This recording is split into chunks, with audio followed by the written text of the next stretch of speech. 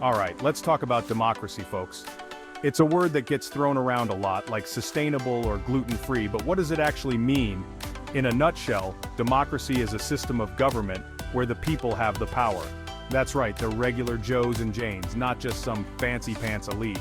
Now, before you start picturing town hall meetings where everyone gets a say on every single issue, although, wouldn't that be something? Let's clarify. There are actually different types of democracy. Think of it like coffee. You've got your espresso, strong and direct, and your latte, a bit more diluted but still gets the job done. The point is, democracy comes in different flavors, each with its own quirks and complexities. But the core idea remains the same. The power ultimately rests with the people. It's like that old saying goes, with great power comes, well, you know the rest. And trust me, governing a country is a whole lot more complicated than remembering your anniversary.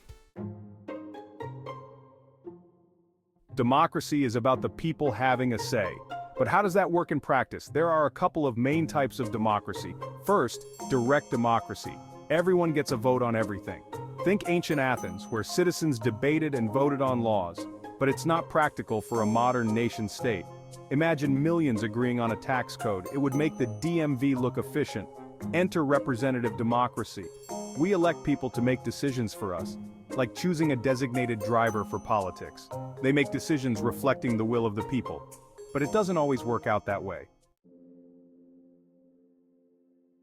Now let's be real. Democracy, like any good relationship, has its fair share of pros and cons. On the plus side, it's hard to argue with the whole power to the people thing. Democracy promotes freedom, equality, and accountability. It gives citizens a voice, allows for peaceful transitions of power, well, mostly peaceful, and encourages governments to be, not totally terrible. However, democracy isn't all sunshine and rainbows. It can be messy, inefficient, and downright frustrating at times.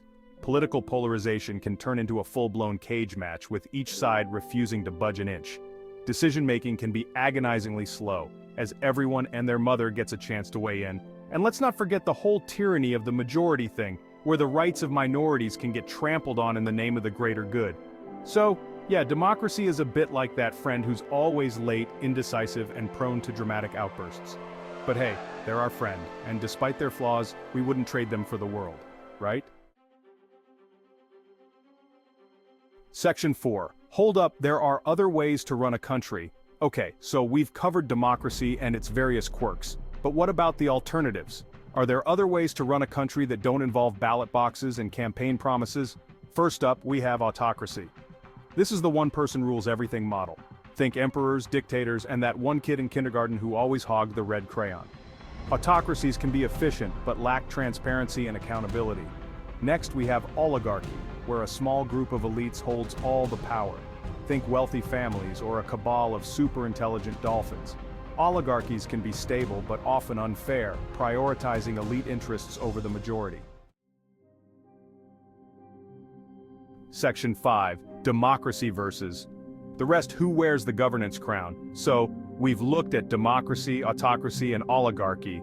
But wait, there's more. Don't forget about monarchy, the rule by one person who inherited the job model. Now, before you start picturing kings and queens living it up in castles, let's clarify. There are actually two types of monarchies, absolute and constitutional. Absolute monarchies are like autocracies with better PR. The monarch has all the power and everyone else is just along for the ride. Constitutional monarchies, on the other hand, are more like figureheads. They have limited power and mostly just show up for parades and ribbon cuttings. So, which system reigns supreme? Well, it's complicated. Each system has its own strengths and weaknesses, and what works for one country might be a disaster for another.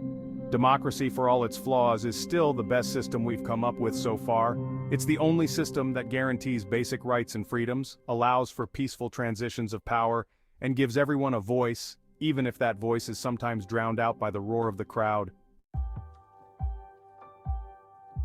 Section 6. In conclusion, government, it's kind of a big deal. Well, folks, there you have it. A whirlwind tour of different governance systems. We've covered democracy, autocracy, oligarchy, and monarchy, and explored the pros and cons of each. The main takeaway?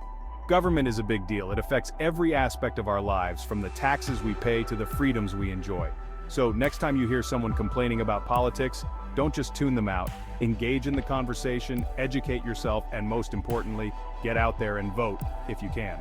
Because in a democracy, every voice matters. Unless, of course, you're talking about that one friend who always tries to sing karaoke after one too many margaritas.